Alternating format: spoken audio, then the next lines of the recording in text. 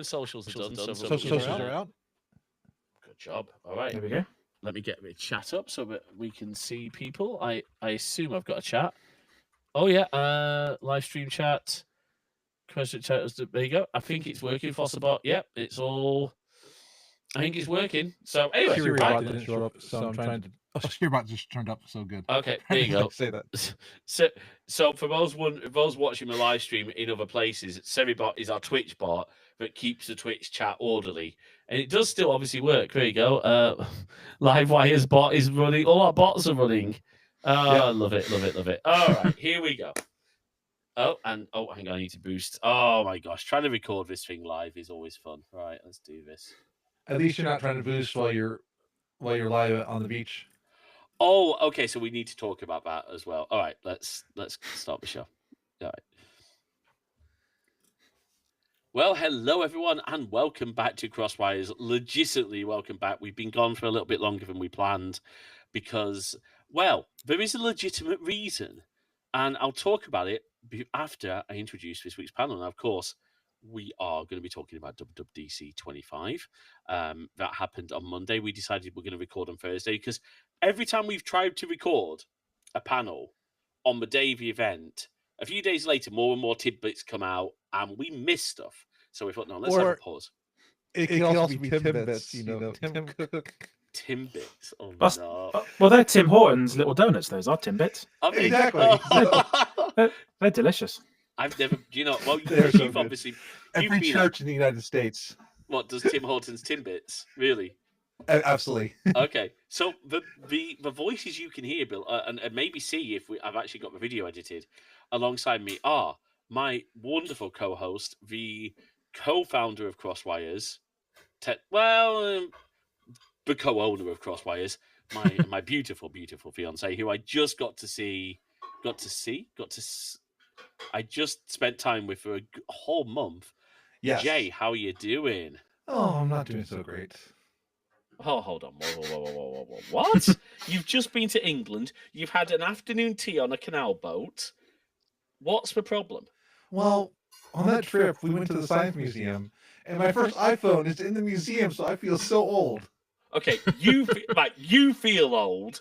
My first computer is in the Science Museum.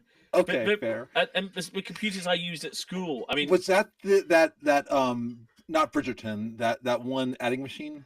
Your first computer? be very careful what you're saying here. Abacus. Thanks. Yeah, the abacus. Yes. Thanks. And that voice you can hear, just like adding insult to injury, is the wonderful, the fully charged. Wait, no, that's not your show. No. That's not yours. The charged up. No, that's not your show. Alex Lowe from the Interface. How are you doing? Not too bad. Thank you. Yeah, thanks for having me. It's good to be doing another Apple podcast with you guys. So, We need to have you on more. Do you know? I was thinking the other day. Obviously, by the way, congratulations on how well your show Charging Status is doing. It's a little surreal because obviously we started back together. Yep. And I had to. I mean, I'm glad it got a future because it nearly didn't. Yeah, I know. And it was surreal, and obviously, I don't know. We've taken that weekly now. Oh wow! Yeah, so we've done 4 episodes back to back the last few weeks. So yeah, it's taken a different sort of format. So yeah, it's all good fun. Yeah, Awesome. It takes a lot of time, but yeah, it's good fun. And you've been driving some new vehicles, and in fact, one of them I think is going to be a little bit relevant to some of today's discussion because you've been trying out some new not new, but features that will get improved, hopefully. Yeah, I think it was this week's all over the place. I think it was yesterday. Yeah, it was. I was driving the new BYD Dolphin Surf, which is a sort of 18 grand, £18,000 little EV, which has been on sale in China for a little while, but it's got some interesting features. It's got Apple Car Key support, which is a feature which expensive cars have, and this little tiny hatchback you can unlock it with your watch. So That's cool. Amazing. Yeah, it's really cool. We were kind of disappointed that Travelodge haven't moved into the Apple, I guess, hotel keys, room key feature. I haven't seen any hotel in the UK which has that feature yet. We had it at the Hilton. Yeah. But that wasn't Apple. That was their own app. That is true. Yeah. The the Marriott hotels also have their own app as well. But no, I don't. I think only one hotel in America or the USA has that one feature. Oh wow, The Hotel Key, I think it's called. So yeah, we've got to wait a long time for this sort of stuff. So it's a shame. And look, access control is tricky. We're trying to sort it out. Oh, yeah? Yeah, for a beat store because we really want to upgrade it. And that, folks, is why we've been away so long. So, as many of you know, Jay had some mental health issues back in October, November. I think, Jay. We've lost Jay. Jay's just literally frozen. And then she's back. I took some time off just that. Hold, Jay. I think you've broken up a little bit there. Let's just start that again. Yeah. It says I got it. Riverside says it has high load on my device, but I have very little running. Okay, interesting. Just make sure you've closed out any other Vivaldi tabs, dear. Yep. The only thing I have on is chat from other, but I'll close that as well. Yeah, there's a combined chat on the yeah on here. Okay. Anyway, so let me start that a little bit again. Sorry, live folks. So as you may know, Jay was spent a little bit of time away from a podcast while she was working on mental health. But as a result of that, she took on what was meant to be a co-manager's role at her mum's bead store. And then in January, things dramatically changed when, and those of you who watch our live streams will be aware of this, when the other co-manager decided that she didn't want to be a co-manager, she wanted all the power, and quit, leaving Jay with a team and, everything. So Jay very, very quickly then asked me, because Crosswires as a business had been providing me IT services to the Beat Store. She said, well, do you want to step back up and do you want to come and be our technical manager? You're still, it's still Crosswires gig effectively, but I'm now the technical and creative manager for Blooming Beads, etc. And to say that we have had an uphill struggle to save the business and turn it around would be Jay, just very quickly, because I know people like to know what we're up to. Give people the highlights of what we've had to deal with. I mean, well, we brought the inventory records down from like 20,000 something to like 19,000. So I got rid of about 1,000 records that were no longer needed. Yeah. We revamped the online store. We're working on revamping the website. We've had a major refurb in actual physical refurb of our event center space. And working on some of our marketing, like we're getting digital signage added to the store, because that's the thing that as we were going through retail places last month, there's a lot of places use digital signage, and it's a good way to help people know what's going on. And we had to deal with a shoplifter. Oh yeah. That was. Oops. Well, actually, I'm going to give a prop. We're not sponsored ever by Unify. Alex's show's got more chance of getting sponsored by Unify than we ever will. Unify Protect made that process so much easier. I was here on a FaceTime call with the store, but reviewing the Protect footage. And what's cool about that is that footage is hosted on device, not hosted in the cloud, which is quite amazing. Because I remember when I used to do security stuff at that store, we used Security Spy, and that stuff you could never really load it outside of the store. Oh wow. Oh, and of course, Unify, and sorry, I'm just being very, very gushy. Unify Identity soft phone means I've now got a line in the US that can call me. That's kind of cool. You can call out on it too. So our Google Voice workaround is not do that anymore for business. I don't have to use Jay's Google Voice. It's brilliant. Anyway, that wasn't enough for Unify, but I mean, it is pretty cool. I would definitely say it is interesting timing. Marco Arment gets us a restaurant on Fire Island, and we get a store. I was going to say, yeah, we're copying each other. We should have a chat with him about his Unify. Actually, can I say one final Unify thing, because it is related to Apple very, very closely. So, Unify recently updated their Portal app to include a new room 3D scanner. Oh, with LiDAR, yeah. Yeah. I actually haven't had a chance to use that yet, so... I have. Oh, nice. and it is incredible. It's using Apple. The reason it's not on Android yet, I don't think, is because it's actually using Apple's built-in APIs to do the scanning. Wow. So Apple built a whole stack of APIs, and literally all you have to do is point it at the top of the wall, point it at the bottom, does everything else. It scans cabinets, beds, the lot, Wow. and it is accurate. Yeah. So, you know, That's quite cool. anyway, look, that's not what we're here to talk about. I mean, we're here to talk about cool APIs because obviously it's WWDC. I have one question for you both.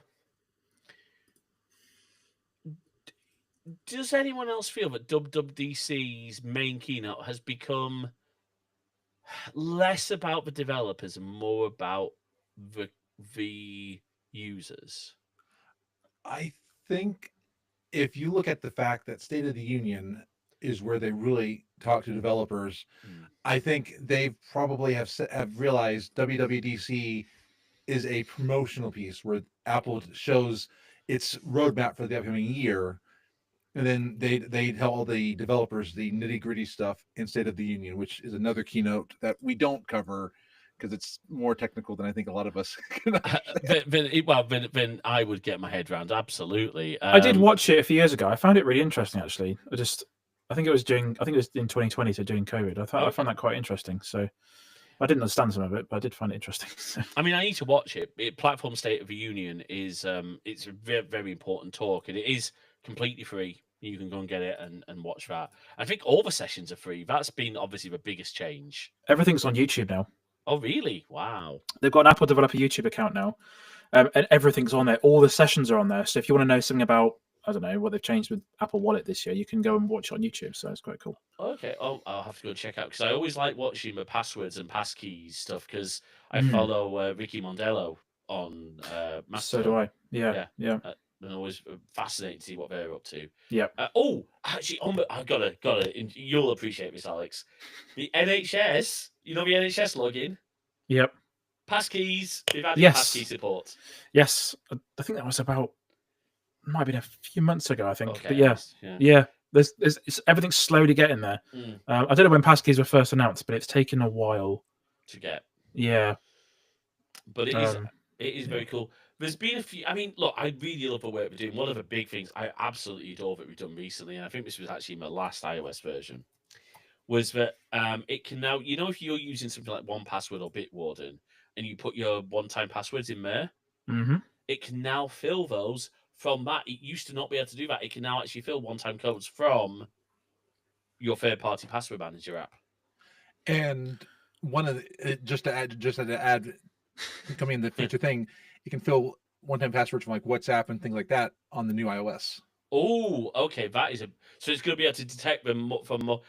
Why would you get one-time passwords through WhatsApp? Instagram. Oh, really? Oh. Yep. Okay. Well done, Meta. Lock us into your. Oh God. Yeah. Just use Signal, folks. Just use Signal, and I would say use PixelFed, but not as sure on PixelFed right now. But anyway, look. So look, I think the first thing we need to talk about, by the way, of course, is I am really enjoying these pre-filmed Craig Federighi like action sequences. Yeah, he's like a little celebrity, isn't he? I just want to know how they got a whole racetrack on top of the Apple One campus. You do realize that probably wasn't. Oh, so they didn't actually build that on top of the campus and race around. That was probably CGI. Dang it! I don't know, but Jay, think about like. Obviously, they've got all the solo up there. Think about how but it wouldn't. I like the whole HomeKit will change it from a racetrack to a solo, but obviously that's to promote the F1 film, which does look. Have you seen, by the way, the new trailer for your phone? And it uses the haptic engine. Is that what it's called? The haptic engine to vibrate if I can't describe it very well, but everything that's going on the screen, like the car's driving past, gear changes, it vibrates the phone. Yeah. Oh wow! And is that what do you have to watch that through You have to watch it through the Apple TV app. Yeah. Okay, my phone's my camera, but the trailer. Yeah. Oh, that's clever. Yeah, it's cool. Because I'm getting Days of Thunder vibes from the F1 of what I've seen so far, which is the movie that's launching in theaters and then it'll come to Apple TV Plus later on. That's the one. Yeah. That's it. So let's talk about. So I mean, obviously, the first thing is this renumbering of all the OSs. I mean, go on, Alex. Well, yeah. It doesn't really make much sense because it's 2025 now and it's 2026 next year. But the way that Americans deal with car model year distinctions, you have a car that's out now and it's the 2026 Toyota, whatever it is. So it's actually next year's stuff now, Yes. which I guess for them it makes sense. So, But to be fair, Microsoft have done that for ages with Office versions. Before 365, yeah, Office 2010 came out in 2009. did it? Okay, And I might be wrong, but I think Windows Server 2025 came out in 2024. right. Okay, so it's it's not uncommon no, for that to happen. But it's weird, isn't it? It's very weird, and it's not like they weren't at a unified. Oh wait, they weren't. No, they weren't at a unified numbering. Completely messed up, wasn't it? Yeah. Yeah, because so what was tvOS? I think was mapped to the iOS versions, but Yep. watchOS wasn't, was it? WatchOS 11, iOS 18, Yeah. tvOS 18. I think macOS it used to be macOS 10 point something, then moved to macOS 11. It's now macOS 15 at the moment. Oh, is it? Okay, so they did switch to a more standardized release pattern at some point then, and now it's macOS 26. So yeah. And then Vision OS was on Vision OS 2, I think. So they've moved that. So it's saying this is the vintage of the operating system. Yeah. Oh, I've got a 26 vintage iOS. Yeah. Yeah. Yeah. But it makes sense because I think even people who follow Apple that closely, you'd struggle to keep up with remembering which version is the latest. And for the average person, you might think, "Oh, why is my watch on 11 but my phone's on 19 or 18, whatever it is?" Well, because Alex, this one goes to 11. Sorry, I'm sorry. Yeah. That was terrible. That was bad. But yeah, no, it does make a lot of sense. Yeah. Yeah. All right. I guess because what we're not going to do, right? Go and watch the keynote. We're not going to unpack everything that was announced. I think we're going to look at our highlights and things that maybe have come out afterwards. I want to maybe start with I want to start with iOS, as in the iPhone stuff, and I think that's because that's where they kicked off this new design language, which they're calling liquid glass. Welcome back, Windows Vista. I know. Wait, I think is Alex too young to remember Vista? My first laptop had Windows Vista. Oh, I am so sorry for you. It was fine. From what I remember, it's fine. But I guess the thing is, though, you never used you wouldn't have had like your own machine running XP, so you wouldn't have seen the. My parents had XP. Oh, okay. On a machine previously, but I didn't. Like, I don't know how old I was. Probably not very old. Like, okay. So I didn't really. I don't know. Because I remember once a friend had got a new laptop with Vista. We plugged his at the time USB DSL modem in, blue screen Vista. Nice. Yeah. So all right, it's obviously not Windows Aero. It's a lot more refined. Mm-hmm. What I guess initial thoughts? My biggest question is contrast and accessibility, because I am seeing areas, and I'm already hearing it from the developers. And please only install the developer beta if you're a developer and have a device that's not your main device. Yeah, a lot of chatter around that. Yeah. It's like a PSA every single year. Please, seriously, if you are going to install it on your main device, don't. It's a developer beta. If you do, don't talk to developers about how I'm sorry, because they're frantically trying to get their apps working and don't even do the public betas, because those are still No. not for the average consumer. No, But no. I'm Anyway, already hearing about like some people are finding areas where like the contrast between the background and the foreground's not Mhm. there. The floatingness versus having a blank. Oh, I always get this wrong. Is opaque where you can't see through? yes. Having an opaque tab bar, for instance, in Safari, would not cover up the content behind it. With liquid glass, it's now covering the content. So, like if you're designing a website, you want to be very careful that your footer doesn't have any information that, at the bottom of the page that you don't want to see. There's a lot of things that it's Oh, covering up because it's liquid glass, and there's just I have a lot of questions until I use it on whether it's going to be, because I struggle if there's not a lot of contrast on stuff, and I'm curious. That's probably my biggest question is what's the accessibility of it. I think that's a very good question, Alex. Well, I mean, your eyesight's better than both of ours, but what's your? Yeah, similar sort of thing. But what I was going to say is that seems to be a lot of chatter on Twitter at the moment of people being very, very quick to judge. And they're treating this first beta like it's what's going to come out. It's not. No, it's not. It's not. It's a long summer until September, so Yeah. they've got ages. It happens every year. They've got ages to sort these things out, and there seems to be a lot of what do you call it? Like, I don't know, like just opinion baiting on Twitter and stuff about that sort of thing at the moment. So And I think from developers, it's valid. And so, like, say for example, someone like Gideon Mayhew from the Yeah. Icon Factory.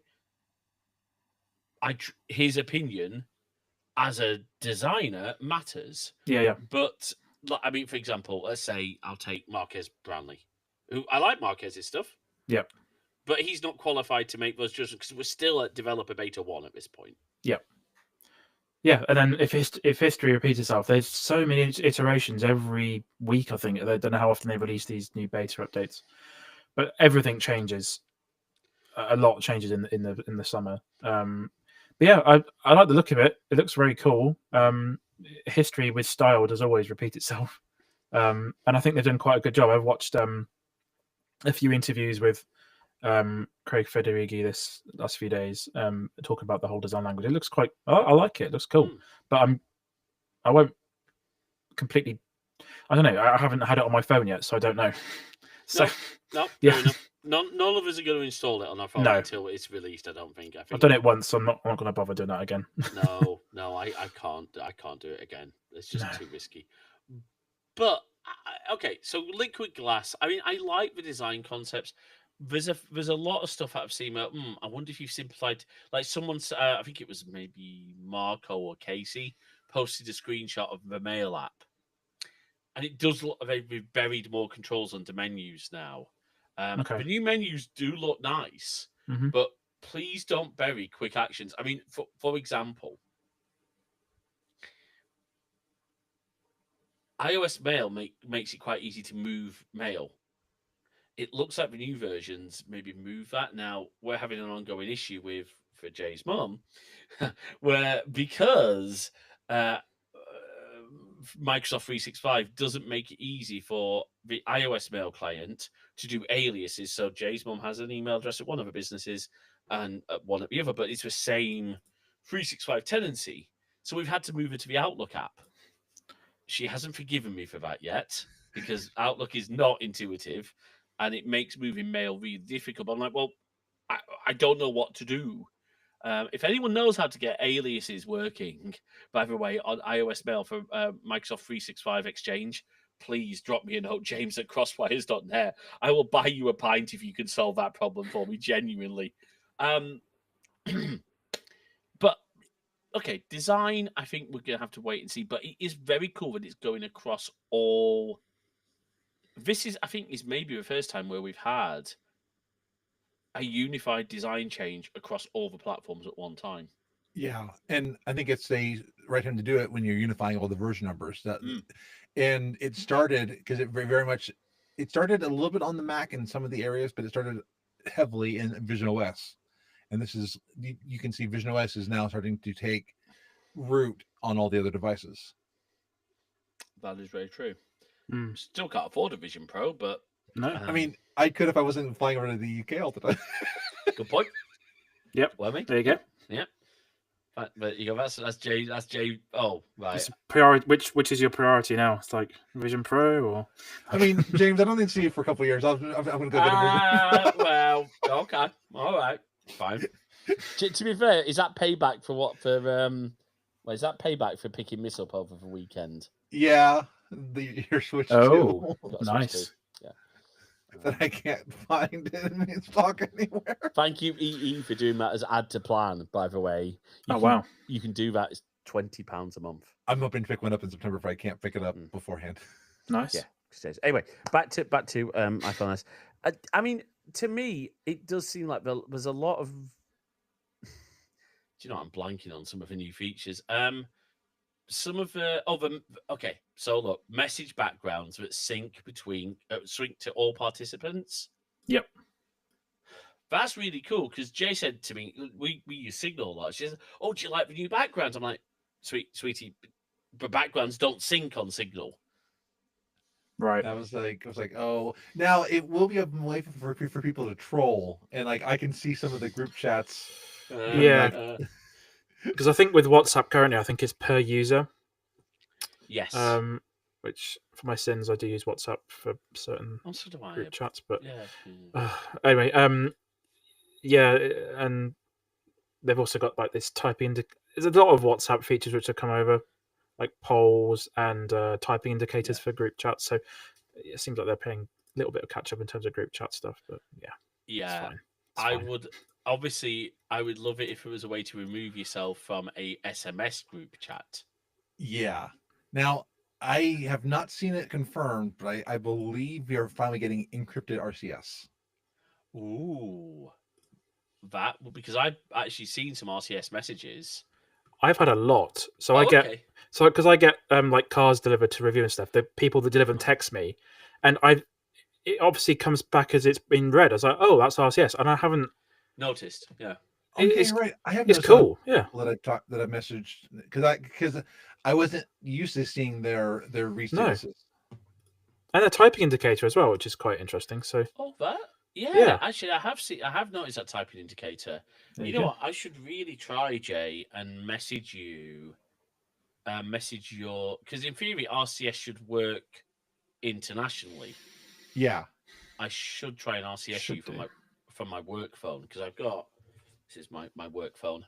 I've got it's the cheapest possible. It's a Galaxy something. Obviously, yucky. Do you know the only reason I put my SIM card back into this, by the way, because I probably shouldn't have put. The only reason I ever needed it is for Microsoft Authenticator, my physical phone, but I've got that on my iPhone now.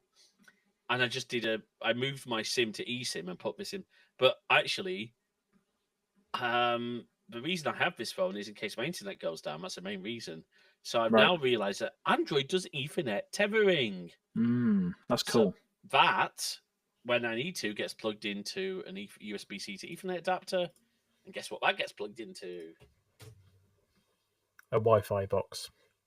Well, no, a Wi-Fi box. Wow. Okay, email Riley. Right. I think Alex might need a new job. No. Yeah. So, honestly, I love the evolution of messages. I think with RCS support, and if encrypted RCS is coming, that's amazing. I want to know, though, how that's been done, because as far as I was aware, the only end-to-end encrypted RCS was Google stuff, and Google hadn't open-sourced it. So they had or hadn't? Hadn't. Oh, really? Okay. Yeah, as far as I'm aware. And now, obviously, I could well be wrong on that now. But, yeah.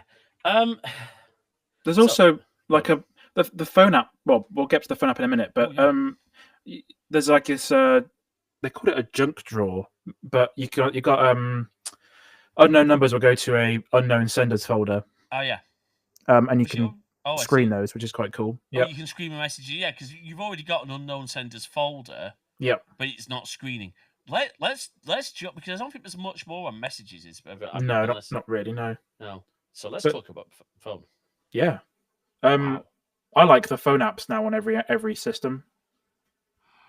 Oh, They've iPad. Yeah. Oh, we brought it to iPad.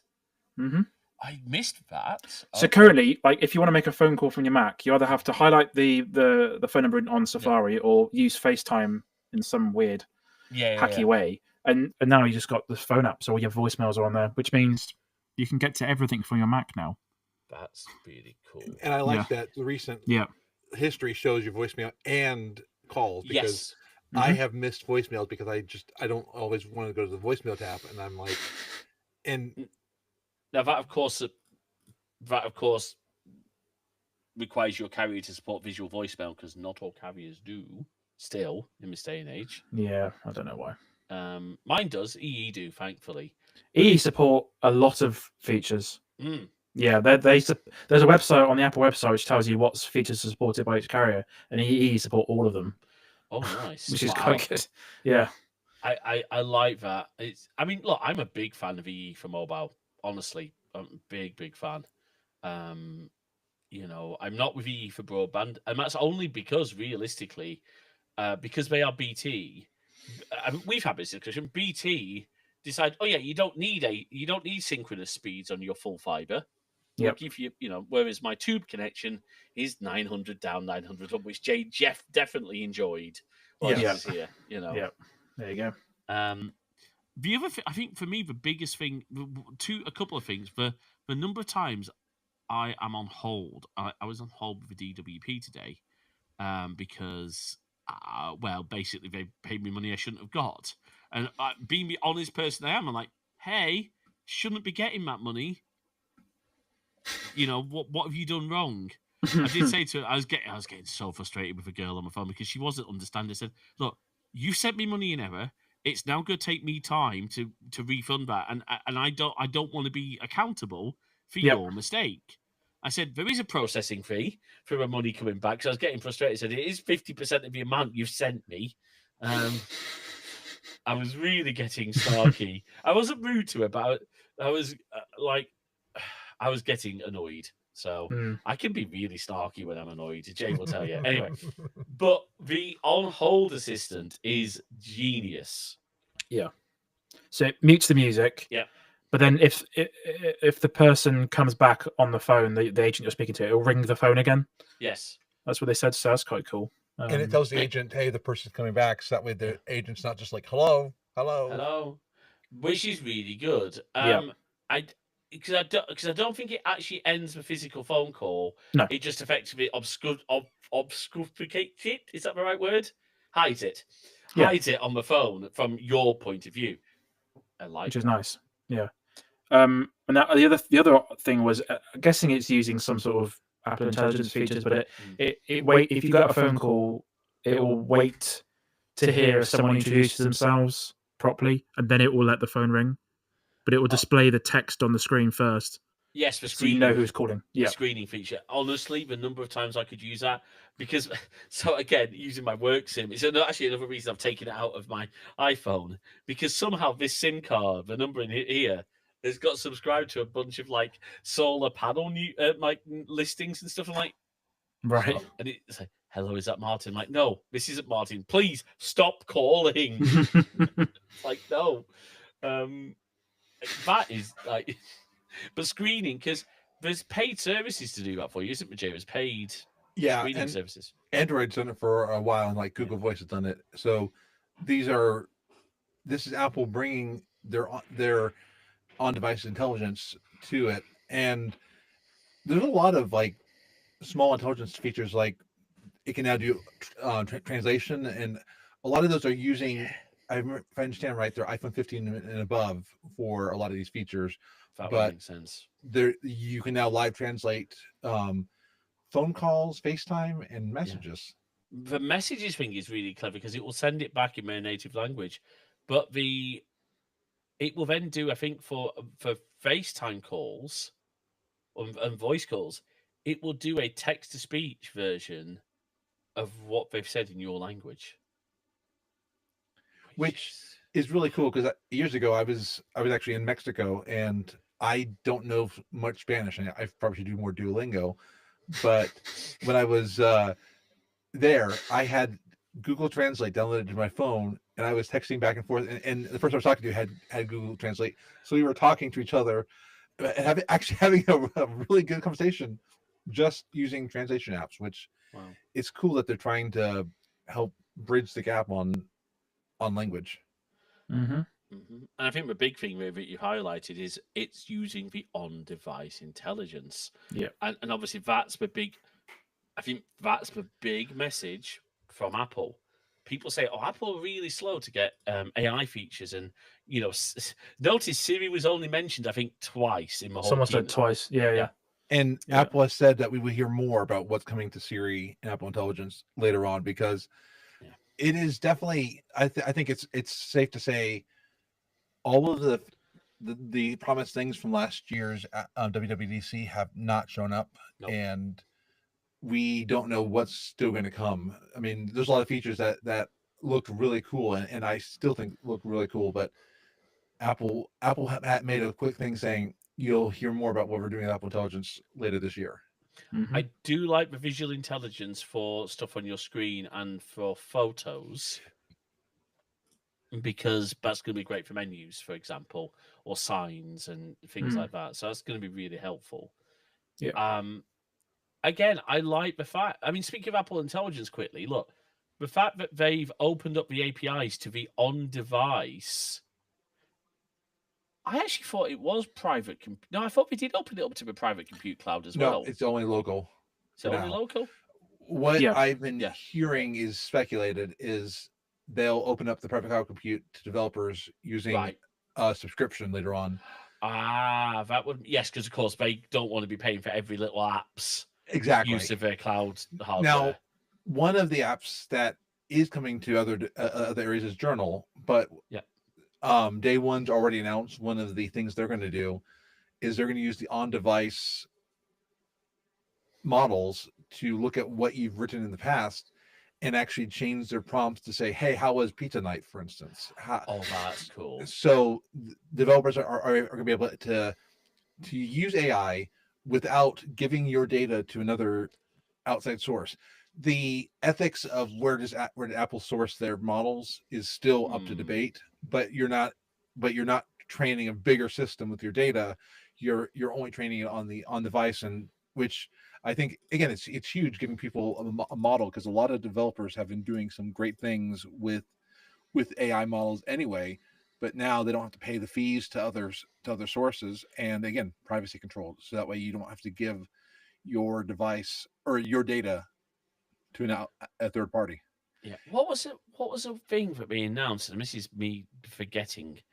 There was one that was optional to go out to ChatGPT as well, and I'm trying to remember what things like, for instance, Genmoji and Image Playground that's right, can now go to ChatGPT, but it tells you. And if I remember right, anything that Apple sends to ChatGPT does not get saved in their cloud. So it's just like a lot of things like DuckDuckGo's Duck AI.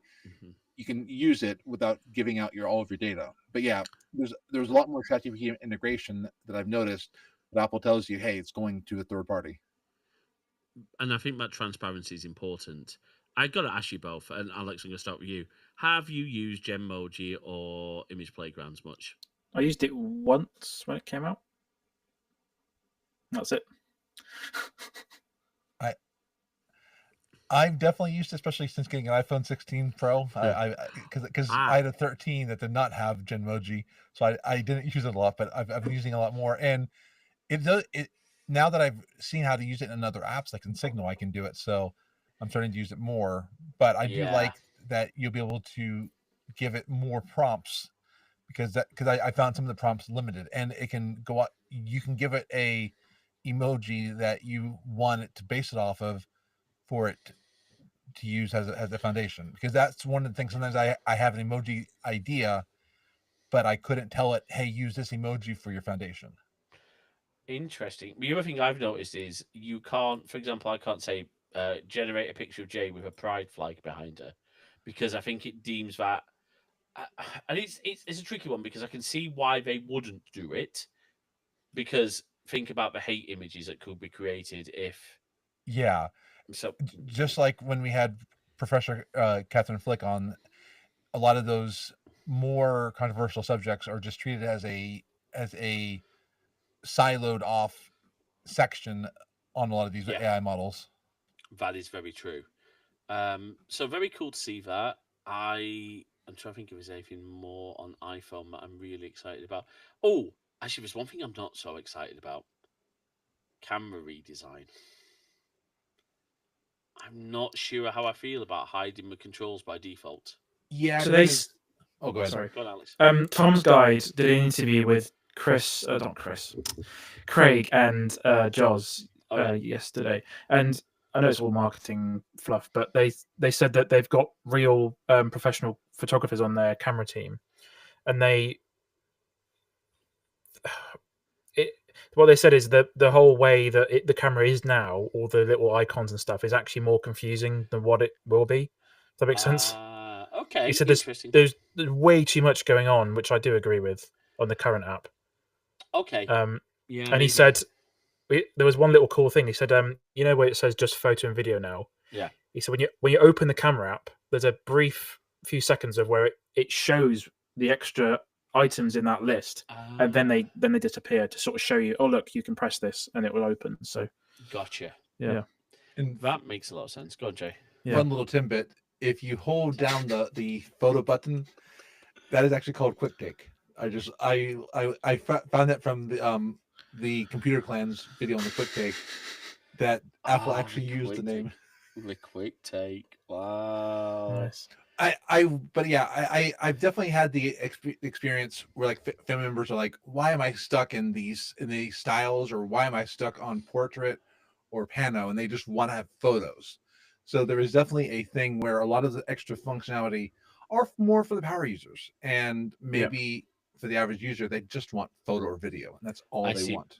That is true. Yeah. Yeah, that is a good point. Because even for me, actually, I take my because even for me, I've found myself stuck in like time lapse by accident trying to do a video. I'm like, that's not worked. Yes. Great. You know. There's some people in the who have said some things in the chat. I don't know if you guys have seen. So Oh, hang on. Oh, Yep. I missed a load of chat. Oh no, Yeah. I've seen some of them.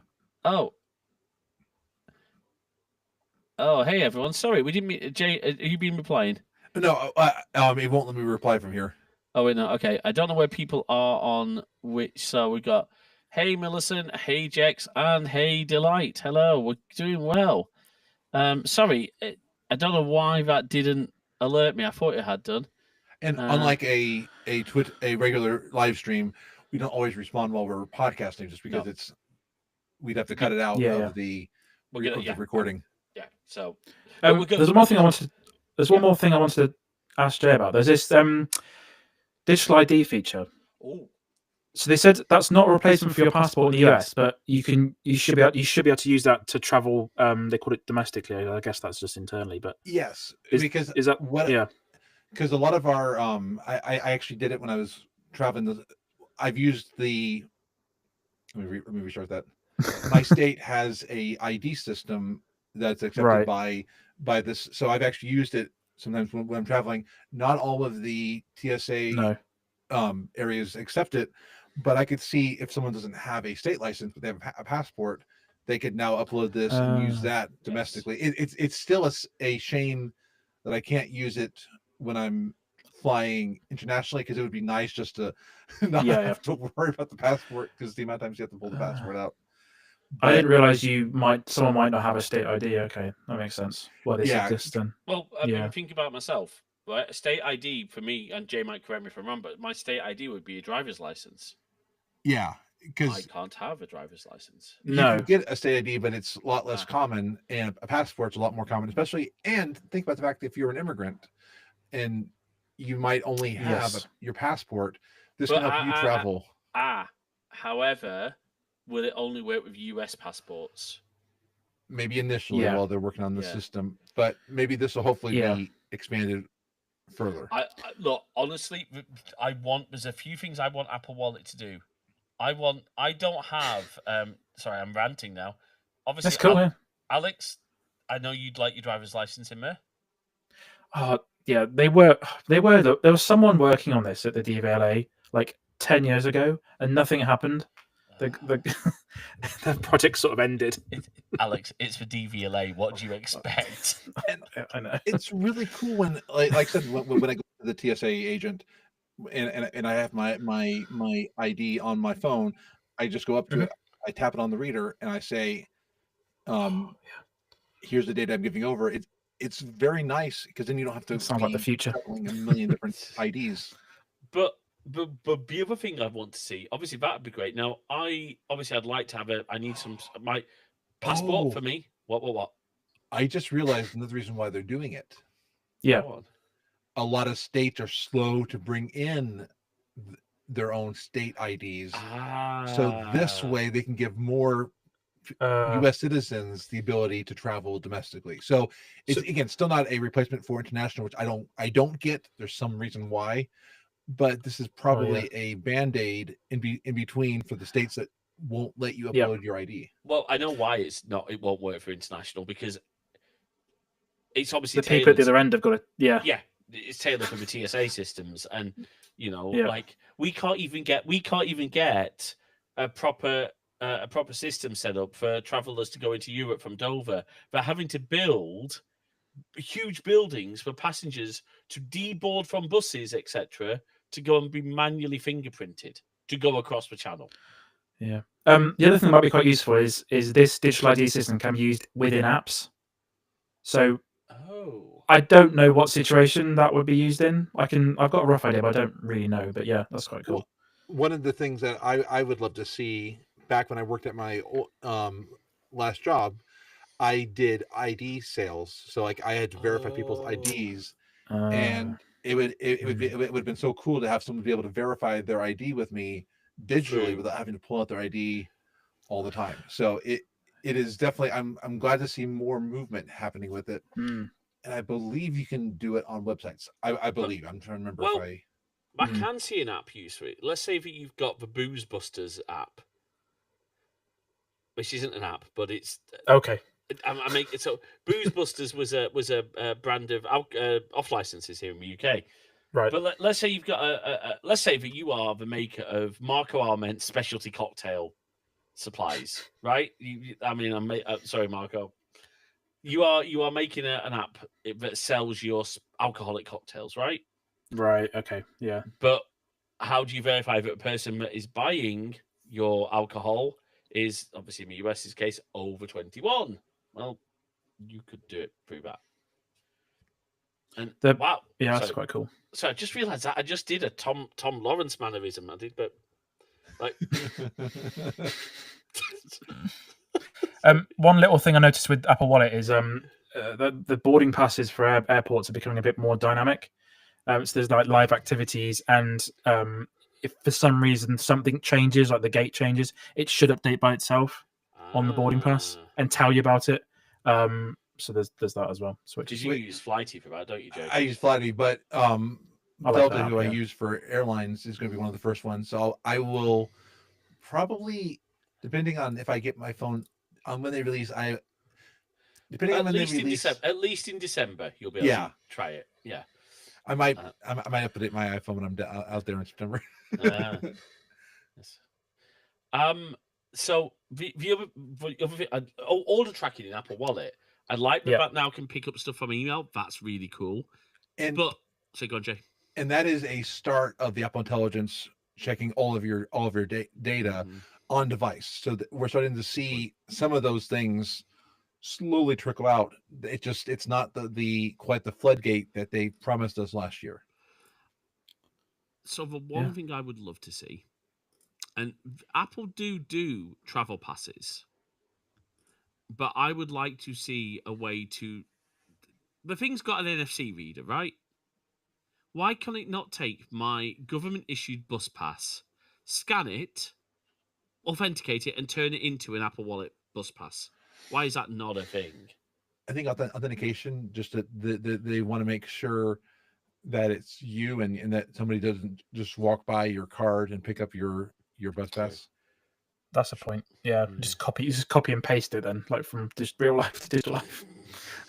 That is Let's try true, that. but no, I would like to see more integration with like that stuff. I mean, I do love. I mean, me and Jay were using a lot of Trainline train tickets. Oh yeah. It does work well. The only fun bit about that, you have to be very careful. So, because obviously I buy up all of our tickets, you have to make sure that you remember which ticket you sent to the other person, because Oh, yeah. it does. Because otherwise, you end up trying to scan the same ticket through the barriers, and that does not work. No. But yeah. So, what? Oh, yeah. No. On that subject, Express Transit is still one of the best things they've ever put Oh yeah. onto the watch, because obviously the Yep. tube, just brilliant. It's ideal, isn't it? Yeah. All right. I Yeah. think anything else on my iPhone before we. You can now set a custom snooze duration. So if you have, Oh yes. And and they've made the buttons massive as well, so you're not gonna good. you can't miss them. not that That's I ever good. would use that. I use it every morning. I'm sorry. And Yes, yeah, because we are no longer set in That's the same here. 9-minute snooze. yes, between And- 1 and 15 minutes. That's good.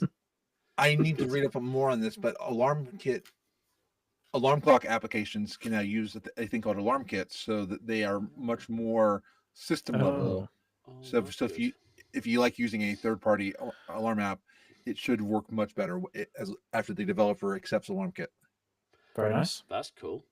That is Hmm. really good. I do like the some people don't, but I kind of like how the lock screen will scale the clock and stuff, and Oh, yeah. it's a nice enough feature. Hmm. All right, I want to talk about sorry, I want to talk quickly about. Or quickly, I said. Start again, James. Come on. I want to talk about the iPad, because that is possibly the biggest update that they've done, I think. Oh yeah, and like this is fundamentally making the iPad now a computer, and it's giving us window management. Slide over and split view are finally gone, and you instead now get windows. You get a menu bar. You get a dock inside your applications, which that's mind blowing. Oh yeah, that's really cool. But the biggest thing about this is what devices it supports. Because for those of you so Stage Manager required an M series iPad. This new feature does not. My iPad Air 4th gen will be able to run 4 windows at a time. As you get more powerful and obviously get into more, you can run more. But I can use the new multitasking stuff. Well, I think also I'm 90% sure on this. A Stage Manager supports every iPad that runs iPad OS 26 now as well. Oh, so Stage Manager is still going to be there as well, is it? I believe so. Oh, Yes. interesting. But I read somewhere that they flushed out support for it to every iPad that runs it. Nice. Well, relatively sure on that. Because I saw an interview with Craig Federighi, a thing saying basically, yeah, we re-architected everything so that it would, work well. Basically. He's very good in interviews, isn't he? He is. Okay, yeah. we do. I think we have to address this. They snubbed Gruber. Yeah. Oh yeah. I mean, I still think it was cool that you and I got to meet Tim Cook and all that. We got to meet him in December, but that does not mean that we agree with all of Tim Cook's actions. I guess actually the podcast don't know about that, do we? Oh yeah, the back podcast don't know. Okay, yeah, tell the story, because we were down at Covent Garden Apple Store, and we went to a Jamie Cullum event. All of a sudden, we see this person get up out of they were saving a seat for somebody, and you could tell that the person that was saving the seat was like a lackey, a personal assistant. Okay, yeah. Then all of a sudden, you see Tim Cook walk out, and I thought I had seen Tim Cook earlier in the day, and I said to James, "I think I saw Tim Cook," but we're like, "No, it couldn't be." But there was a lot of security there, and then all of a sudden, when Tim Cook walks out, everybody, like, you hear this whole room be like, "That's Tim Cook," and we're all trying to get photos of Tim Cook. So at the end of the event, we wait around and we start walking over toward where Tim is, and I don't know how, but we got ushered into a line that was heading toward Tim for photos. And Yeah. James and I have a photo with Tim Cook. One of the Apple Store people took a photo of us. And again, it doesn't mean that I endorse all of what Tim's done. Like, I don't endorse him donating $1 million to Trump's administration, No. all this stuff. But it's still cool to meet Tim Cook in person. He was a genuinely nice guy. He cared. I made a joke to Jay, but I've had a better interaction with the CEO of Apple than I ever have with the CEO of the company I work for. Who we might have seen at a bar. We think we might have seen him in a pub, and we're not sure. Yeah, it's a good job we weren't talking about anything, wasn't it? No, I mean, yeah. and he wouldn't have recognized you because your CEO of your company doesn't recognize Right, anybody. exactly. No, he didn't even come and say hello when we're actually in the same office. So Yeah. Thanks. But on that subject, look, Apple are not perfect. I just want to address this. Tim Cook personally donating to Trump's inauguration fund. Not great. A friend of mine made a really good point, right? Bear in mind that Trump's been and I'm sorry, none of us, we are so anti-Trump. Me and Jay, I'm obviously not going to speak for Alex, but Crosswise we don't like Musk. I'll put Alex in a really difficult position being a motor journalist. Like, I've got to cover Tesla. You know, some don't. Oh yeah, okay. Some independent people don't anymore. Yeah. I mean, me and Jay have caught ourselves whenever we've seen a Tesla going past, just going under our press Nazi. Actually, one of the best. I've got to tell quickly. I was speaking to one of our engineers who was up on doing a job. I said to him, whenever I'm testing the things, I always ask him, what are you driving? He says, I guess, I'm driving a swastika car. I think me and you, we are now friends. Like, anyway, so doing that, and then Apple's whole thing of the App Store commission, the 30% commission, and the way that they have lied and hidden things in court, it's not good. And I don't agree with it. My rebuttal to a lot of this is, it's great that we are taking Apple to task on this stuff. Why are we not taking Google to task? And why are we not taking Nintendo, Microsoft, Sony to task? Okay? Now, look, I mean, we do. So the Beat Store, right? If we are selling people's products for them, we do. I think ours is 80-20, isn't it? 80 in favor of the customer. Yeah, it is. Yeah, but the seller rather. But because guess what? There are costs now.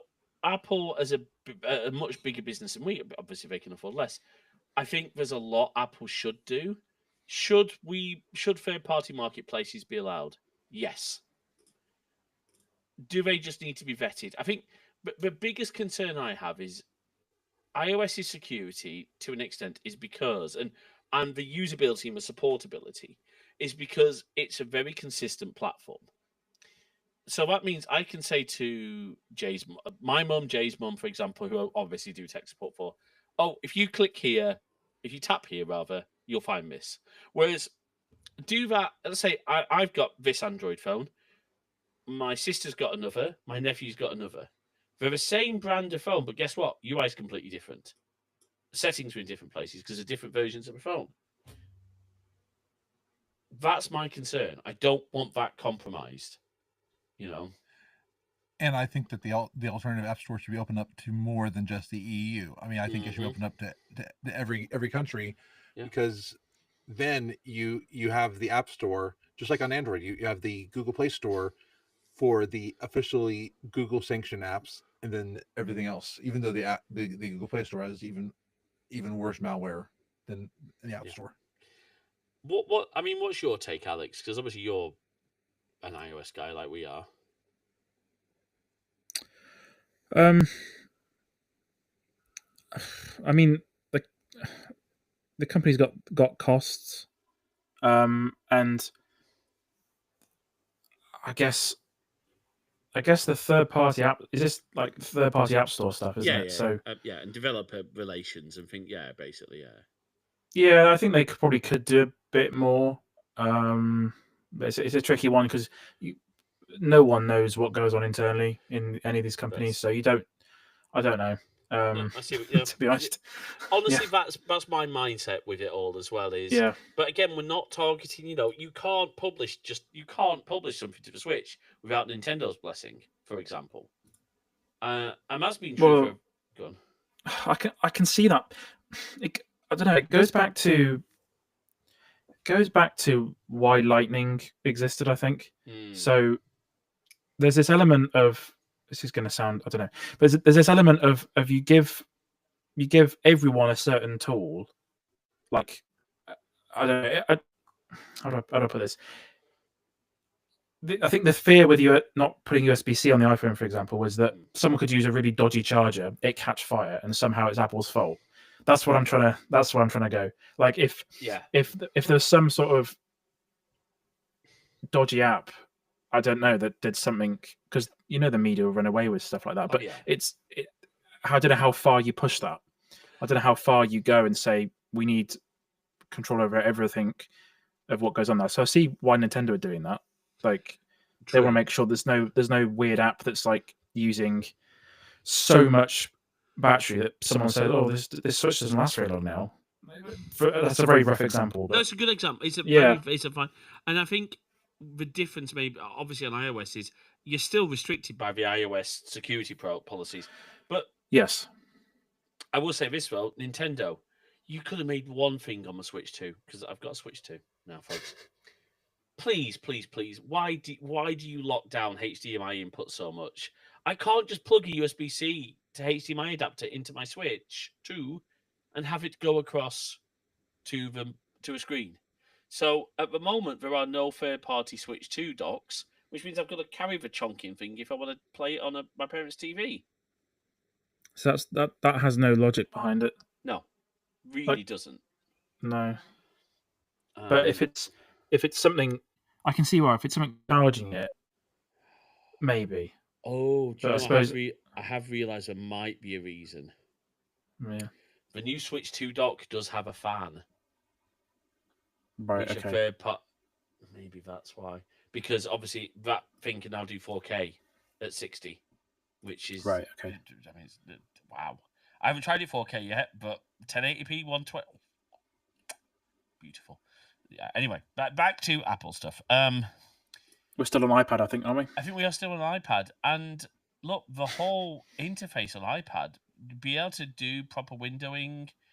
They were asked why it took so long. We said, well, you got to get the lag. Because when it's a direct manipulation operating system or interface, you've got to get the lag right. Whereas, because when you're using a mouse, you're already not directly, so you already sort of expect a little bit of a lag.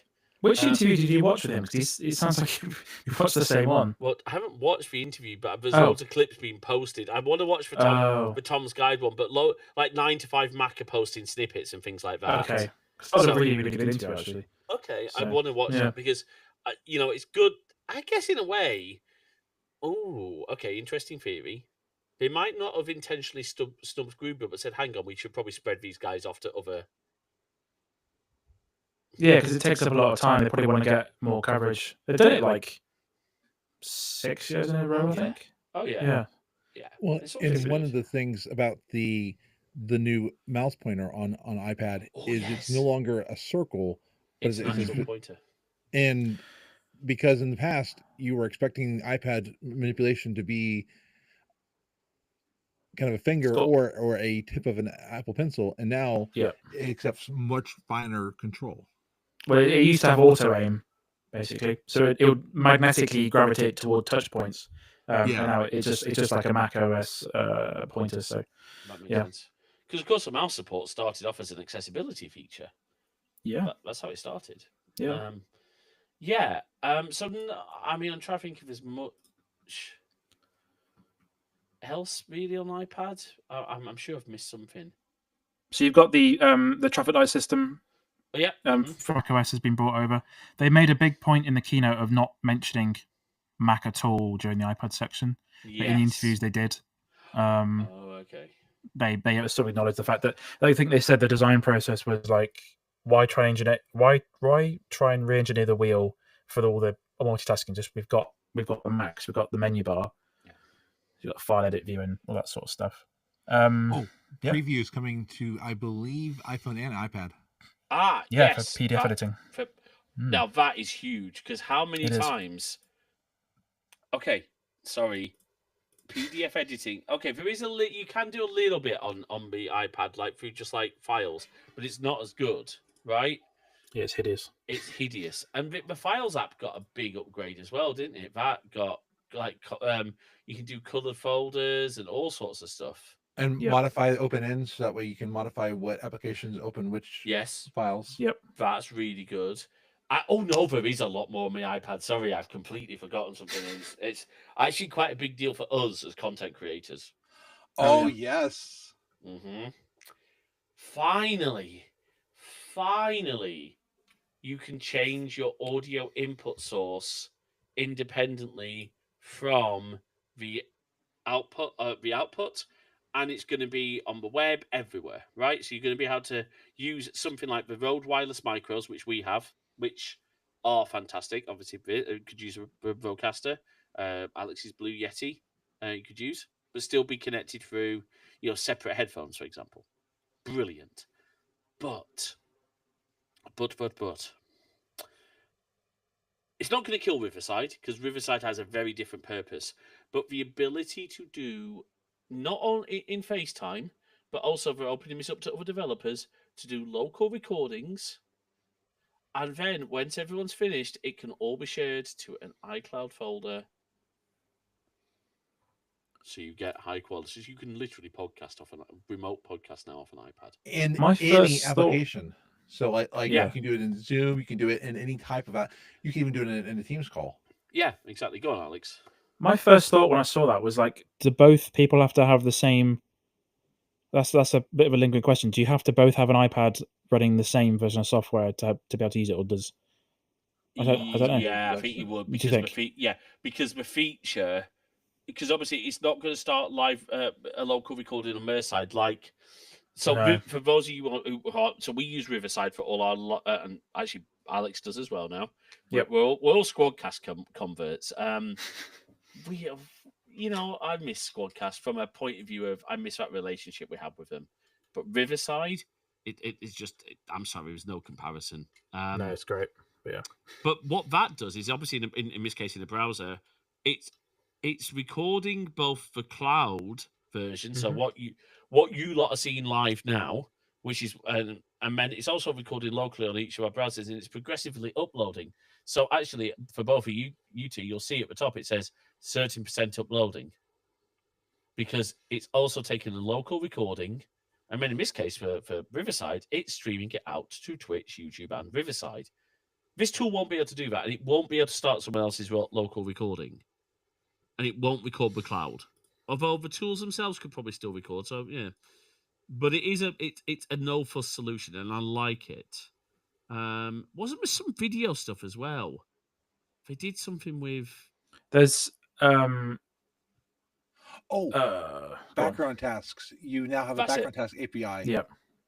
That's it. So, for example, Final Cut can render a video while you're checking your email. And it's not just Final Cut; it could be any type of app. It can register a task as a background task. That way, it doesn't automatically force close when you're done. Well, okay, perfect example. Ferrite. Ferrite would be able to do the audio export of this podcast in the background. I really hope I've forgotten his name. That's really bad. From Wooji Juice, who we actually had on the show. That's terrible. Jay, can you find out the... I should know his name, and that is gone completely off the top of my head. The example they gave was Final Cut Pro on the iPad. Yeah. So that was quite a good example. I have to admit, it's one reason I would love to upgrade to a new M series iPad is to get Final Cut Pro. There is a definite. Yeah. All right. I think that's it for iPad. Yeah, that's it for iPad. I want to quickly talk though about Vision OS. Candace from Wooji Juice. That's it. Candace from Wooji Juice. Great guy. We'll put a link to it in the show notes. Great story about how he created the app. So look. I mean, I don't want to. We're not going to review everything, but I wanted to talk about some of the interesting things for me. Did anyone notice, by the way, no HomePod software, no HomePod features? There was no HomeKit features at all. Oh, There's good nothing. point. Yeah. I watched Eric Wieland did a video earlier. I watched it, and it was like there's nothing new at all for HomeKit this year. That's So a shame. yeah, that's a real shame. Okay. I mean, yeah. I will say HomeKit far excels above. So my parents have got a Kara G4 doorbell. My sister's now got a Kara G4 doorbell, thanks to Jay. But she is Android, so she has to use the Akara app. She doesn't want to use Google Home. okay. The Akara app doesn't have motion detection zones. It doesn't have any of the real good local detection stuff. So Right. Home's still far better. There are small things like Apple's adding an energy kit framework to help users, especially residential users, see the use of their devices to try to go to like cleaner energy. So there are small iterations, but not nothing big features. Yeah, nothing huge. Okay. It's really a iterative update year for like a lot of these applications. It's True. bringing That's true. combined Like interface. Mail didn't get any new features this year. It's going to obviously get a bit of a redesign. Didn't get any new features. But I wanted to talk quickly about a few things at CarPlay. Because Right. Yeah. So now, Alex, I've used CarPlay because my dad's car has CarPlay, Nice. but yeah. you've used it more given your role. So, what's your take on the new CarPlay? And there's one that got sort of announced. Well, not announced, but we found out about today, which I think is very interesting. I'm glad that they've added the caveat to it. So I'm going to let you. So there's a few things. The first one, which I think you're on about, is the watching videos on CarPlay. Yeah. So this was came out as part of the developer documentation that there's going to be an API to allow people to watch videos through apps on CarPlay that support that kind of API. So Right. I guess you can make YouTube do that, and that will only work while the car's not moving, which is good. You can imagine if you're charging an EV or something, that 15-20 minutes you're going to be spent there, you can watch something, like, because a lot of cars now have those sort of apps built in anyway, but a lot of cars don't. Right. So a lot of cars don't. So it's good to have that natively on your phone. It means you don't have to log in all the time. So that's quite cool. It's true. One of the things they're doing is they're adding tapback support in messages. So if you get a message while you're driving or something, all you can do is dictate something. If you just want to do like a thumbs up or something, you can do that now. I'm not really sure about this one. Live activities as well, and they gave the example of Flighty. So I don't know if you need. I don't know if you need that while you're driving. Okay, well, I'll give a potential. So I'm going to use Jay's sister as an example. I don't think her car's got CarPlay. I don't know. It does. Oh, it does. Okay, so Jay's sister is on the way to pick up Jay from the airport, but the flight's delayed as she's driving. Yeah, fair enough. Or it changes terminal. Yeah. So actually, that could be. Yeah, I didn't think of that. That's fair. And the last one isn't really WWDC related, but it happened a few weeks ago. Is that CarPlay Ultra, or the next gen CarPlay, finally came out, and it's on Aston Martins only. And they did a cool video with the Top Gear YouTube channel. Actually, they had the designer at Aston Martin interviewed him. They're saying they work very, very closely with Apple on the design of everything, and it's coming to a lot more vehicles in the future. But it's very cool how they've done it. So I'd recommend anyone go and watch that video, because they talk about how the native UI from the car sort of gets pulled forward into the CarPlay's interface if it doesn't support it, and it's all quite clever. And some car screens are a bit ugly, so it's nice to have that sort of thing. I like the idea of being able to put like the temperature controls. They showed obviously that's the next gen for CarPlay Ultra. Yeah. They did definitely. Obviously, I like that we're driving around Apple Park in a Mustang. In a Mustang. What was it? A Mustang or was it Aston? It was a Mustang and an Aston Martin DBX. That's right. Oh, yeah. Gorgeous car. Gorgeous car. Yep. What I was going to say, then of course Craig's in his little golf buggy fit. Oh, that was Yeah, genius. very good. All right, CarPlay as a whole, I've used it. I say I've used it. I've helped my dad use it. It's great. It really is It is. great. By integration, I hope it comes to more. I be able to watch videos. I think if I understand it right, it's going to be AirPlay for CarPlay. So I think you might also be able to, if you're a passenger, you might be able to AirPlay to the CarPlay display. I don't know. The way I understand it, it's there's currently apps that support CarPlay at the moment. They've got their own custom UI for it.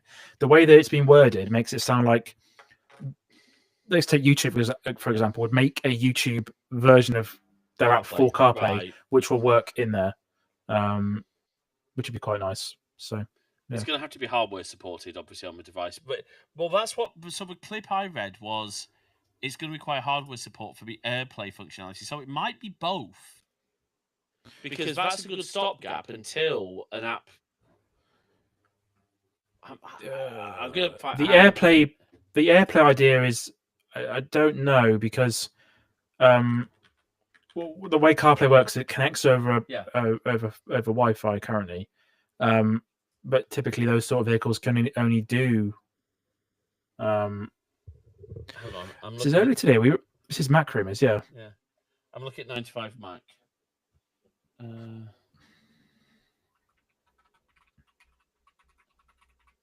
Okay, so it says from iPhone right on the car when we aren't driving. So it's AirPlay video in the car for apps. Okay. So I think I'm just reading the notes here. Yeah, that makes sense. It won't be the passengers because it still uses. Yeah, that makes sense. It just uses the built-in Wi-Fi connection to stream that video over. Yeah, that makes a lot of sense. Yeah, which is still good because it means you don't then have to wait for the developers to support it. Yeah. So that's actually a really good thing. All right. Yeah, that's cool. Anything anyone's interested? Oh, WatchOS. The only thing on WatchOS. Oh, okay. WatchOS. I like how they're simplifying the workouts, because Jay found. I had to show Jay. Oh, if you tap the workout a certain way, it'll start one instantly. But if you tap it another way, it'll make you do other custom options. So it depends which way. Oh. But it looks like we've made it easier to start workouts now. Yeah, I didn't know that. So okay. And they've added an AI workout buddy that can encourage you while you're going, and also start music and podcasts. Unfortunately, it's podcast app, not Overcast. No. Yeah, but they're adding it to that will look at your past workouts in your fitness history and say, hey, this is your 7th time running up this hill and all that. You're doing a great job. And I just realized I did Stranger Things to our friends. Yes, you did. Yeah, I mean, okay. I am skeptical because I can see me. Come on, you fat pig! Get up that hill! Come on, move it, move it. I think it might be helpful. I think there's a lot of jokes. I don't want an AI telling me that I need to get off my couch. Like I know I need to do that. I think it will only happen when you're trying to do a workout. Yeah, I think so. Yeah. The flicker, you can flick away notification. Yeah. So it's quite cool. Like that. Yep. Just make sure you're not doing that at the same time. Cause... Yeah. Oh, that's gonna be good. All right, let's talk macOS, because I think macOS now obviously it's going to be called Tahoe. Tahoe, yeah. Why am I thinking of beads? There's a it's Toho beads, isn't it? Yeah, Toho beads. It's not Tahoe. Okay, that's fine. Goodness, I was thinking, oh no, please don't. So this is Tahoe. Love, of course, the crack marketing team is still there in their microvan. 10 years on. Yeah. 10 years on, yeah. I hope that van's been upgraded to an EV at this point. I really do. Yeah, pretty ID Buzz or something. ID Buzz. My friend's just got one of those, by the way. Really? Yeah, we got to see it. Nice. It's nice. Yeah. Really nice. So obviously a new design language. I think there's a few apps that well, there's one app that me and Jay might be switching away from. Oh yeah. So right now we use Alfred, and a lot of people use Alfred, Raycast, or LaunchBar, and what they've brought in with the new Spotlight. Oh, there's a lot of reasons why I might want to move away from Alfred, because Yeah. like developers can do app intents and they can add things to it. You can do shortcuts directly from Spotlight. Yeah. And they've opened up a lot of they've also opened up a lot of where they can use the models in Shortcut as well. So it's kind of a Shortcut and Spotlight have both gotten a huge improvement, and they brought clipboard history. Yeah, that's a big deal because even Windows 10, unless your stupid IT department disable it, which I have, I don't. They claimed it's for security, right? I'm sorry. How is that a security issue? Anyway, so clipboard history. Obviously, we would use Alfred. That's now coming natively. Now, I'm going to be curious whether or not that clipboard history goes across to other platforms, because obviously, if you're using content universal clipboard, what does that mean? Is it the last thing? Oh yeah, probably going to get all of your universal clipboard history. Which is fine, which is good. That's what you want it to do in a sense. But it's where it's great is okay. Give you a really good example where clipboard history is really invaluable. Obviously, I do a lot of design work both for Crosswires, for clients, and obviously for a Beadstore. Well, I've got a brand palette, right? And frequently, when I'm working on design, maybe not in Affinity Designing because I've got my palette, but let's say I'm working MailChimp, I'm designing a thing in MailChimp, or something new, and I need to copy, or I'm doing our captive portal for our Wi-Fi, and I need to copy the color codes. Well, I don't want to have to keep going back and copy them. So I'll copy them once. They'll be in my clipboard history, and then I can get to them. So now the only thing, well, I say the only thing because Alfred's got a lot of very powerful features. I'm not at all dismissive. Oh, there's going to be system actions you can do inside of Spotlight now as well.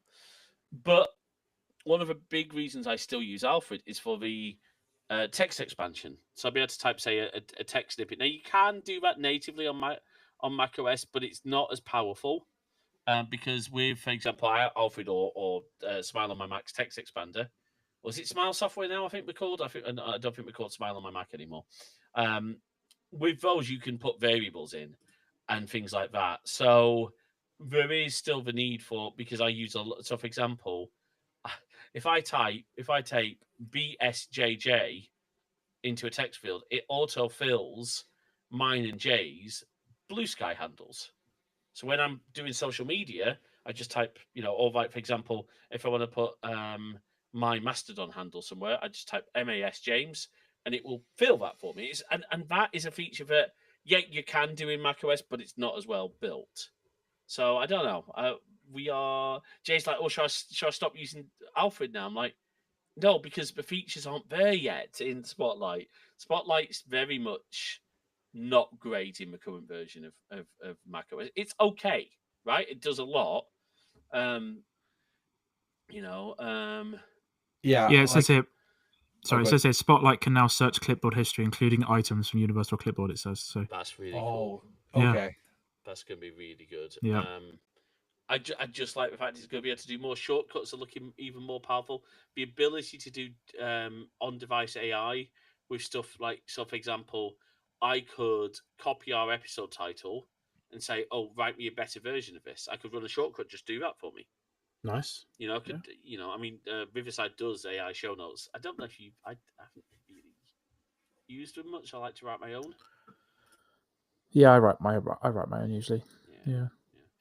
Also, the volume and brightness square that appears on macOS. Oh yeah, that's now been changed to oblongs apparently in the top right hand corner. Well, that makes more sense. That does make a lot more sense. Well, because those volume things, they show up in screenshots. Oh, really? Yeah. Oh, wow. So. Okay, interesting. And along with the top of the computer, the menu bar is transparent, and you can do live activities now in your menu bar. That's cool because that's come over from iPhone. Yeah, fair. That's awesome. That is actually really quite cool. Not sure about the transparent menu bar, but maybe I'm just an old fart who remembers very Well, I remember The good old days. I remember macOS Tiger with. Oh, by the way, everyone complaining about liquid gas. That might be our episode title, liquid gas. Maybe not. Great. Yeah, no, it's good. No, that is definitely the episode title, liquid gas. Aqua in, I think, Well, do you remember when there was brushed metal all over the place in macOS? Yes. In Tiger and before. Anybody who tells me that you shouldn't do that, it's like, no, come on, you used to love Tiger. I think it's gonna look good. What was he? Yeah, it just. I like. I don't like the Finder icon. Do not like the new Finder icon. I'm sorry. No, don't mess with the Finder I icon. saw someone put a tweet on Twitter Yesterday saying they massacred my boy. Yep, no, I would agree. But there's a lot of people saying they don't like. So, yeah, actually, there is something else I forgot about the whole liquid gas design language. You said it again. Liquid glass. Liquid glass. The new design language. We're just going to stop calling it. The new design language. It looks like they are improving the tinting of apps, but they're also going to have this, and I'm not sure. I'm going to try it. The wholly clear mode for all the app icons. Yeah. Kind of like the idea of that. Hmm. And I think they've got a new tool to help you design the icons better. So developers got better tools to actually build those icons. But a lot of people say, well, in macOS, for example, and I'm actually looking down at my dock, and I'm actually not seeing many examples of this. I'm trying to think. Let me look at. Do you mean the app icons that don't conform to a certain shape? They sort of look 3D. I think they've got rid of that. I think they have to go inside of a frame. Yes, that's that's what I mean. Yeah, so they're now going inside a frame. I did see that you can change that back. Interesting. Okay. So I don't, but I'm just looking at my dock right now, and there's very little that doesn't fit inside the frame actually anymore. Yeah, so I think Steam's one that I noticed is still one that's not in a frame. Yeah, I think Launchpad is going, so that's going to become just apps. I think I might be wrong there. But I read somewhere that Launchpad was gone, but it just replaced with Spotlight. I'm not sure how true that is, but that would make a bit of sense, to be honest with you.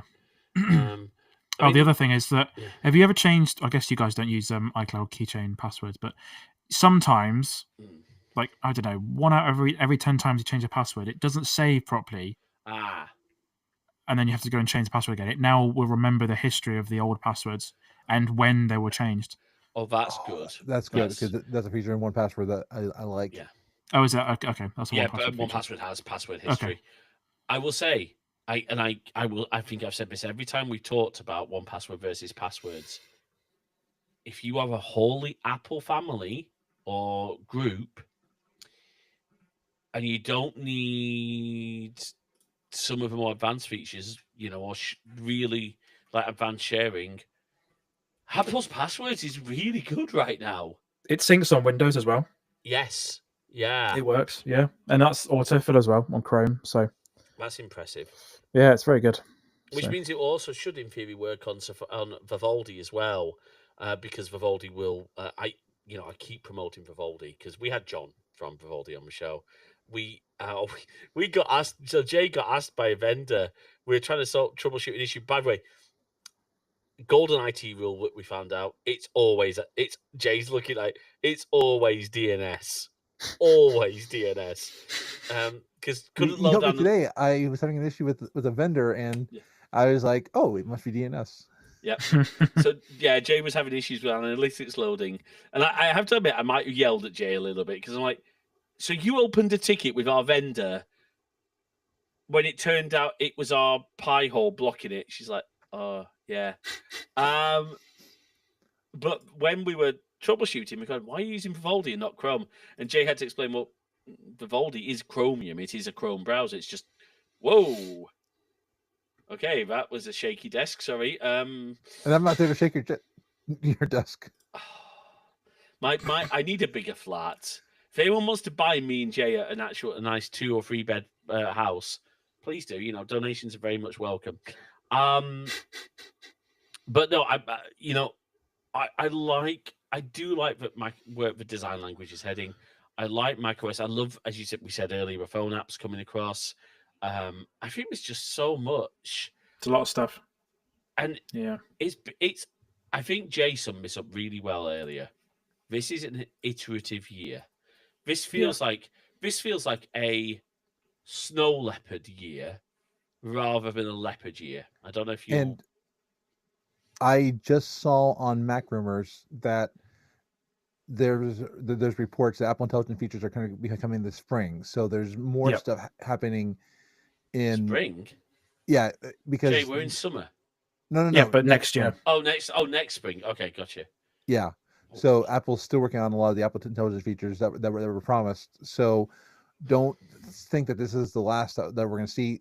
Mark Gurman, who sometimes is right, did say that we might see some Apple Intelligence features shown when they launch the iPhone 17. What if they call it the iPhone 26 now? iPhone 26 Pro Edition. They've got a history of avoiding the number 9, and that stems from some Asian countries where number 9 is unlucky. They've never released. Well, WatchOS 9 was an outlier there, but yeah, we missed out on iPhone 9 and iOS 19. So that's true. Did we miss out on? No, we didn't. Oh wait, we did. No, we didn't get. Did we get a Series 9 Apple Watch? Yeah. You did, okay. Yeah, but it's okay. Before I don't know when you're planning on finishing, but there's a little bit of an update to Apple TV. So the first one is the Apple TV HD from 2015 is getting this update, which is insane. Yep. Wow. Oh, okay. Jay has this. Yeah, Jay has. Yeah, it won't get all the advanced features in it. Like it won't get liquid gas and all that, but it's going to get everything else. I'm trying to make this into a Doctor Who Maverick thing where we're just going to be using liquid gas. If you're doing karaoke, you can use your iPhone as a microphone. Oh, okay, yeah. So, I mean, look, Alex, I think my next birthday party, I think that might have to be a thing. I'm busy that day. Sorry. I mean, I'll be there. So yeah, you will. Yeah, that's true. And what's quite nice is for households with multiple people that use Apple TV. Yes. Currently, it will log into the default one that last used, but now it will ask you which one you'll log into, much like how Netflix does, I guess. So that's quite cool. So you don't accidentally watch something that someone else is. Yeah. Oh yeah. No, actually, that's a good point. Yeah, that's a really good point. And if apps support it, they're enhancing their Apple ID sign-in, so that way you can synchronize more and more logins. We just have some outliers like Netflix who's refused to use some of the. Not surprised. No. And they're doing something as well, aren't they, for captive Wi-Fi, where if you signed into it on one device. That was rumored, but it hasn't. It hasn't happened. Actually happened. Oh, okay. I read that rumor, and there's no logical way that could even work, because if you think about how Unify works, that MAC address has got to be approved. So how could that? That's literally impossible, unless I'm overlooking something. I don't think. No, it's a good point, because, like, yes, if you think so, obviously, you have a captive portal login. You have to captive portal. You have to log in. It then approves that MAC address. Mm-hmm. So the only way it could do it is by sending. I guess the captive portal would have to support it, but in theory, it would know the MAC address of all your iCloud connecting devices. Do any captive portal support? But when you join a new Wi-Fi network, the phone comes up with a brand new MAC address for that Wi-Fi network by default. Unless it programmatic. Yeah. Well, no, you're right. Yeah, unless Apple programmatically say, "Oh, well, yeah," but no, I can't see how it would work. This wouldn't. No, wouldn't work. No, okay.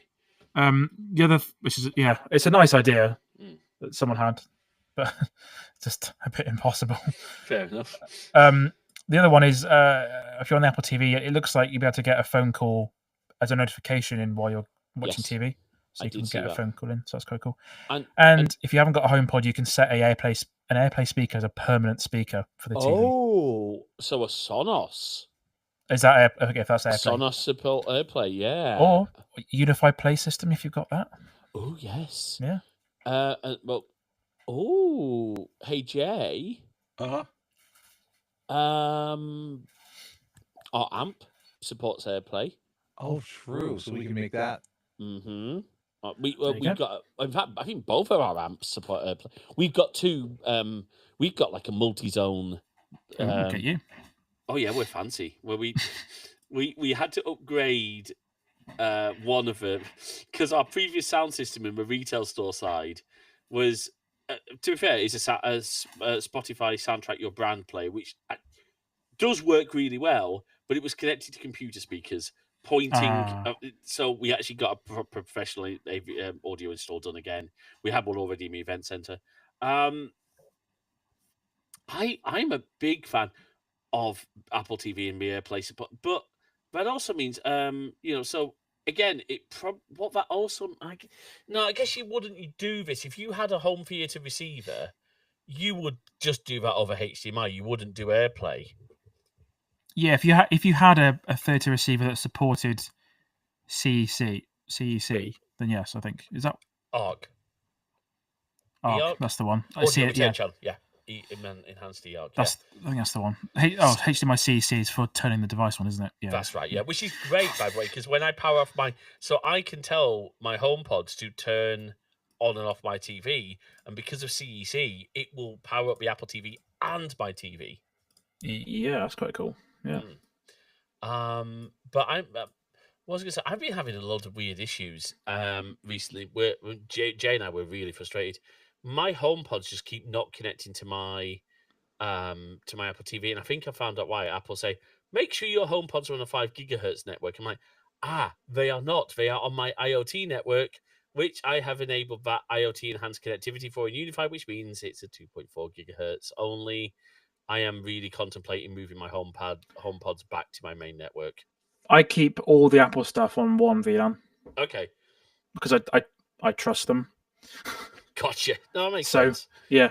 So I guess you could put it, if you put it all on one VLAN on a 5 gigahertz, I just need to create a new IoT 5 gigahertz, I guess, or something like that. Yeah, if you wanted to do that. Yeah. Yeah. I might move them back to a main network. We'll see.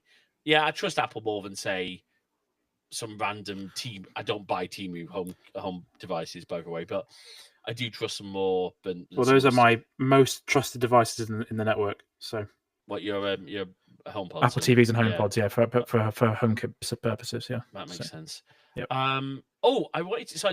So one of the things that I wanted to tell this story because Apple Intelligence obviously has a lot of negative feedback, particularly around notification summaries. Like they had to turn it off for news, if you remember. Yep. Well, I had a good one, which I think I've turned off notification summaries for it now. But the Unify app. Now, this would only apply if you're a nerd like me who manages. I think 1, 2, 3, 4. I think I've got 4 different consoles. Alex has probably got a lot more in his Unify app. Maybe not actually. No, I guess you. I've got 17. You got 17. Okay. So. Now, those will have various states of configuration and different WAN setups, like mine does. So my Unified Cloud Gateway Ultra up there, I do have it so that I can tether my phone, as I said earlier, via Ethernet. So that acts as WAN too. Well, what had happened is I got a summarized notification that said WAN 2 backup. And then it named another console, which actually turns out to be a console at Jay's house, so Jay's parents, and said, and has been updated. The summarized notification made it look like WAN 2 on that console had come back up. I'm like, it doesn't have a WAN 2 anymore. It did for a short period, but I'm like, that's not good. And then I reread it, and it's like, no, it's my console that's WAN 2. So they still got a lot of work to do on that. Yeah. But yeah, there are definitely times that summaries have helped, and they've been good. I have heard don't ever try to break up somebody over text message because it just says relationship ended, and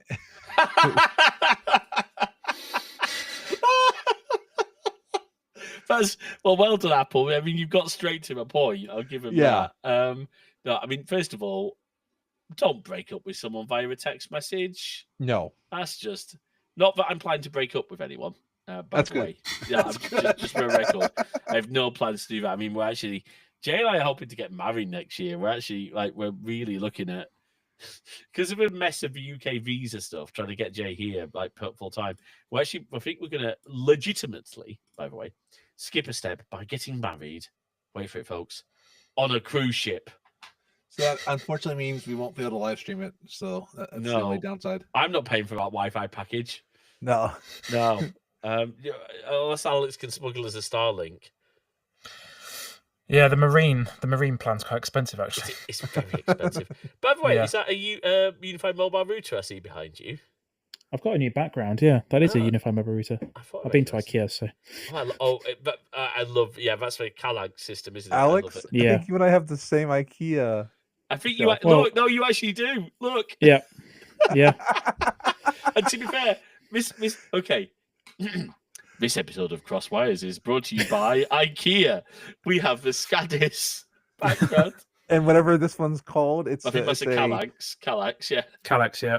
Alex. Okay, All right, hang on. My desks are IKEA. Yep, mine is as well. mine's not. Mine's from an old company called Autonomous. Okay, That well, used to have AI in it, so that's why I bought it because it had it did it actually have AI in it? it did for a little bit. Okay, I could okay. tell it- Sorry, hold on. Sorry, what?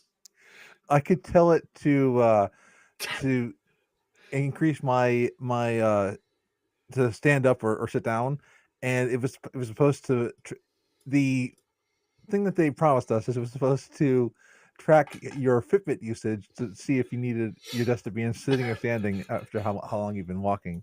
So that stuff never panned out. I think that wins the award today for stupidest AI use ever.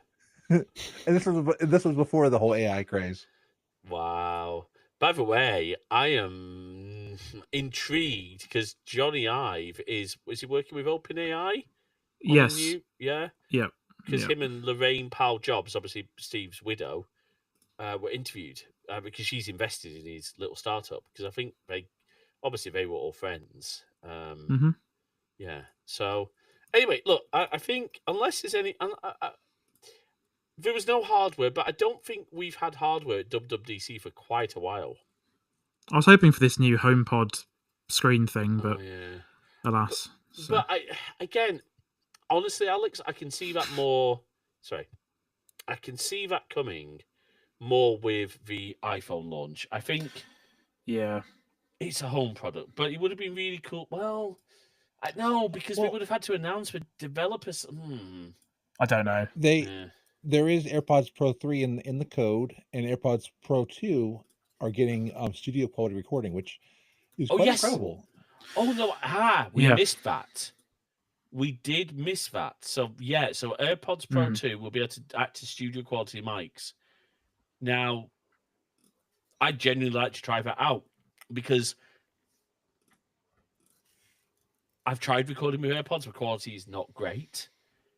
I've got the Rode wireless micros. I'm not wearing one at the moment. I keep I'm so used to wearing it when I'm with Jay because we did some live streaming, by the way, with the DJI Osmo mobile gimbal and then the wireless micros. By the way, oh yeah, actually that's one feature I'd love on iOS. A gimbal API. Yes. Okay. Because so for example, the DJI Mimo app, that really has to be running to do all the fancy features. Right, I see. The stabilization will still work to an extent, but because DJI have chosen not to allow the older the Osmo mobiles to stream to anywhere, so I have to go Right. into Twitch. Have a hardware level gimbal API. That'd be amazing. That would be quite Or- good, to be fair. Yeah. Or a camera camera accessories API. That would be nice. Oh yeah, because then you've got it because then you could have things like MagSafe extra lenses, or Yep. yeah, okay. Hmm. You know, we should say, by the way, Jay did hint at it. Jay got a new phone while she was here. Jay got a 16 Pro. Which is Nice. very nice. I went from a 13 to a 16, and I can't tell all the differences because it like overall, I mean, other than access to the Apple Intelligence stuff and Dynamic Island, it's hard to see all the differences because that was not as quite of a jump as it was from the 11 to the 13. No, but you have got that new camera control, which Yes, is nice. I was using that a lot while we were together. Oh yeah, it was really nice. Oh yeah, Photos app got a few got a few bug fixes to make it a bit more usable. We'll see how that works. Another just wish list thing for me in a future iOS version: multiple shared libraries. Yes. Hmm. Because, and I guess maybe we're in a unique situation where we've got, so obviously Jay and I are in a family plan, but I've also got my parents in it. I suppose it's not that unique, but it's probably not what Apple designed the family plan for, which is fair enough. But I'd like to be able to have a shared album that is just me and Jay, and then one that's just me and my parents, and then one that's me, Jay, and my parents. Yeah, I'm sure that's something they'll work on. These Yeah. little things take a little while sometimes. But yeah. Absolutely. All right. So I think with all that, I think we've covered everything. We have still taken a little bit less time in the keynote, I think. Just about. Any final thoughts from yourself, Alex, to wrap this whole thing up? Yeah, I really like the design from what I've seen online. I will leave my judgment to using it on my phone and more than my devices. I am quite now wanting a bigger iPad because my iPad's about 10.5 inch from 2017, so Okay. it doesn't support any of the new features Oh no. at all. But that leaves me quite intrigued because it would be quite nice to have an iPad. Yeah. That could do all these new features, but I'm quite impressed. It's quite good, to be fair. So On that subject, so we actually picked up Jay. Well, we didn't. The store did. We picked up two of the new 11th gen iPads. okay. They're they're given well, we haven't powered them on yet because we're waiting to get our Apple Business Management stuff set up for MDM through Ninja One. Okay. But hardware-wise, Yeah. what do you think, Jay? I mean, you've handled them. Oh, they're very nice, and like they're not heavy, which is nice, and they're not quite as small as the Mini because we look at the Mini, but then also not as expensive as the Mini is. Which is a very ridiculous thing that the Mini costs more than the base model iPad. I got Didn't the you Mini. I love it. Yeah. I love the Mini. It's really cool. It is a bit. I got mine with a built-in SIM, so Oh, it's nice. really useful. But it is quite expensive. So Well, I remember the iPad Mini used to be the cheapest iPad. Yep. And obviously that's all changed. So yeah, but because all these new multitasking features are going to come to all the iPads, I'd still say though, probably for me, if I was buying a new iPad right now, it would be the M2, M3. Is it M2 or M3 iPad Air at the moment? M3. M3. Yep. I think so. I think you're right. I really would be tempted by one of those right now. Yeah, But- because I'm on a Pro, and I'm thinking Yeah, my, three. my next one will be an Air. Yeah, you're on the 12.9 inch Pro. I think one before the M series, right? Yeah, Yeah. which thankfully can last for another year. Yeah. Oh, absolutely. I can see it lasting probably another year after that. To be fair, if they don't do any anyway, we'll see. All right, Alex. Thank you, Jay. Final thoughts from yourself. Really good updates. I want to see how a lot of these things are in practice, like Spotlight. I want to see how Liquid Glass is in use.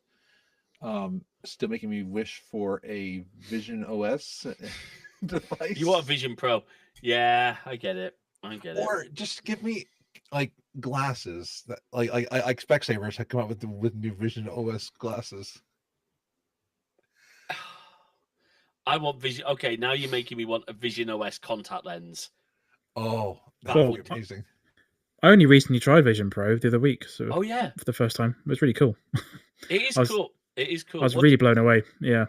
Because which demos did you do? You did the immersive ones. I mean, The one where you're walking a tightrope. Oh, that one is so scary. And especially- like the sport one, I think, as well. okay. And what was the other one? I can't remember. I It was- did... So go on. I hadn't. Sorry, yeah, I hadn't. I don't think I've been that excited about like using a piece of technology for a very long time, Mm. and it was really cool. that's What all I I've got to can- say, really. But what I can yeah. envision is lying in my bed, just looking up at my Mac and using the Mac.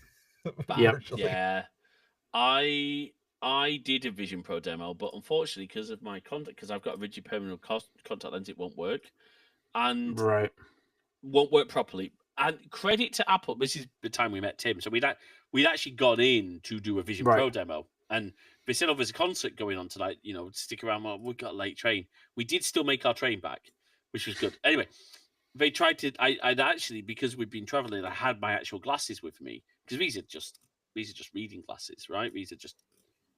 But my actual normal glasses I had, they tried to scam a prescription in my glasses, and I think the technical term that came back from the scanner was "What the f are those?" Because my script is so powerful and complex yep, that I think it didn't like it. So, got you. but I still got to try it. They actually did everything they could to make Right. it work for me. So Yeah, it's incredible. Yeah. yeah, it was really, really powerful. All right. Well, Alex, obviously everyone knows where they can find us, but Alex, where can people find your fantastic content? So you can find my website, theinterface.uk, at theinterface.uk. There's car news and different bits and pieces on there. And I've got a few podcasts, one about Ubiquity called UI Chat that I did with my friend Evan, and then also Charging Status, all about EVs, which I did with my friend Jim, and car reviews on YouTube as well. Awesome. So yeah, all good fun. Very, very good fun. I highly recommend UI Chat and Charging Status. Oh, thanks. Really, really good shows. We definitely, I think, honestly, I've said this before, between you guys, Cody, and Tom Lawrence, I get a lot of my network news and stuff and things from there. My condolences. Yes, no, it's always good fun. All right, you can find our well, I was going to say you can find more about us at crosswise.net, but the site's down right now. As I record this, we our WordPress site has gone majorly. It's just died.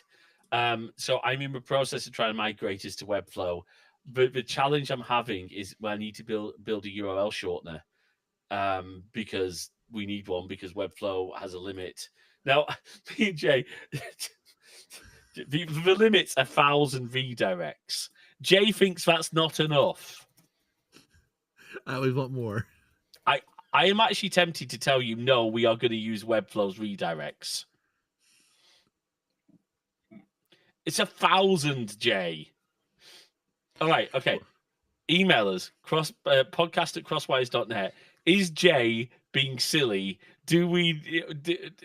I don't know. Oh, look at my face. She's not happy with me now. I don't want to argue with you on the podcast. We're not going to argue. Anyway, yeah, podcast.crosswise.net is where you can find all the podcast episodes. Twitch.tv/crosswise live for our live streams, and youtube.com/@crosswiresyt for the YouTube until I get everything back up and running. Believe me, I'm working on it. I have officially declared my hatred for WordPress at this point. I mean, you migrated. Alex migrated to Webflow as well, I believe. Yep. So, it will save us server maintenance, thankfully, which would be nice. But we will have that back up. We will be live streaming again soon. Obviously, I've got to show you all how gorgeous Tears of the Kingdom looks on the Switch 2 edition. It is. I sent Jay a screenshot. Bear in mind, this is taken on my phone. I took a literal screenshot. Wow. Just wow. And Mario Kart World is so much fun, so we'll definitely be playing all that. We're going to do a new, me and Jay going to do a new co-op series with Satisfactory. which we're really excited about. Alex, it might sound really boring. It's a factory building game. Okay. Kind of like It's a lot of automation. fun. It's Nice. meant to be good. It's like you're on an alien planet, so it's all future tech. And then we've got some really cool episodes in the bank. We will be releasing them. And yeah, we'll be we'll be back again soon. Make sure you follow. Hang on, I'm gonna let the outro do everything because. Oh, hang on. Are all the links still working, Jay? They should. Okay. Cross fingers. Cross fingers. We have a Discord. If you're not sure how to get to it, ping one of us on social media because those links are working. I've tried to fix a WordPress site. Honestly, it's just ridiculous. Mhm. All right. Thank you, everyone. Thank you, Alex. Maybe our WordPress site needs some liquid gas. I'll torch the thing with liquid gas if I need to. And on that bombshell, it is time to end. Thank you, everyone, for watching and listening. Take care.